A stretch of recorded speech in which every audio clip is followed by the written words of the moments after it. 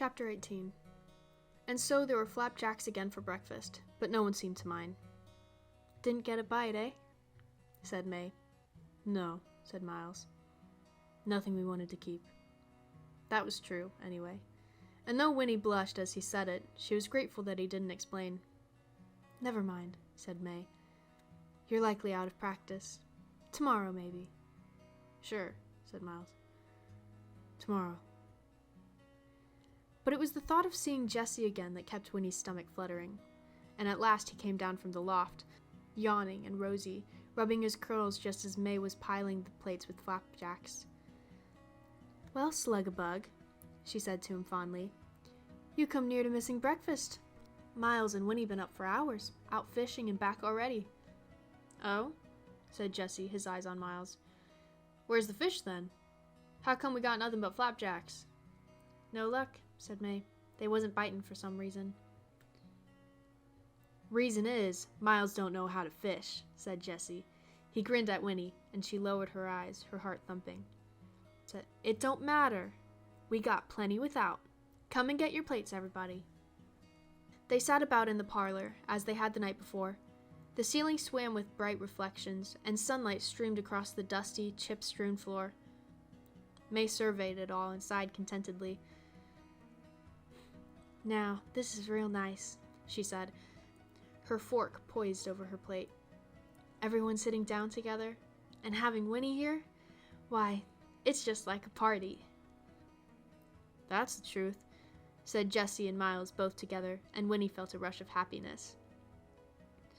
"Still, we got things to discuss," Tuck reminded them. "There's the business of the horse getting stole, and we gotta get Winnie home where she belongs. How we going to do that without the horse?" "After breakfast, Tuck," said May firmly. "Don't spoil a good meal with a lot of talk. We'll get to it soon enough." So they were silent, eating, and this time Winnie licked the syrup from her fingers without pausing to think about it first. Her fears at last night's supper seemed silly to her now. Perhaps they were crazy, but they weren't criminals. She loved them. They belonged to her. Tuck said, "How'd you sleep, child?" And she answered, "Just fine," and wished, for a fleeting moment, she could stay with them forever in that sunny, untidy little house by the pond.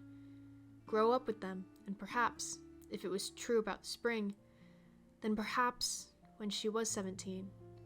She glanced at Jessie, where he sat on the floor, his curly head bent over his plate.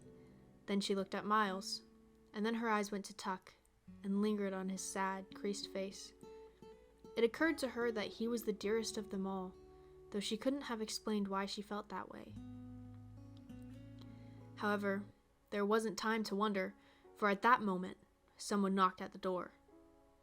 It was such an alien sound, so sudden and surprising that May dropped her fork and everyone looked up, startled. "Who's that?" said Tuck.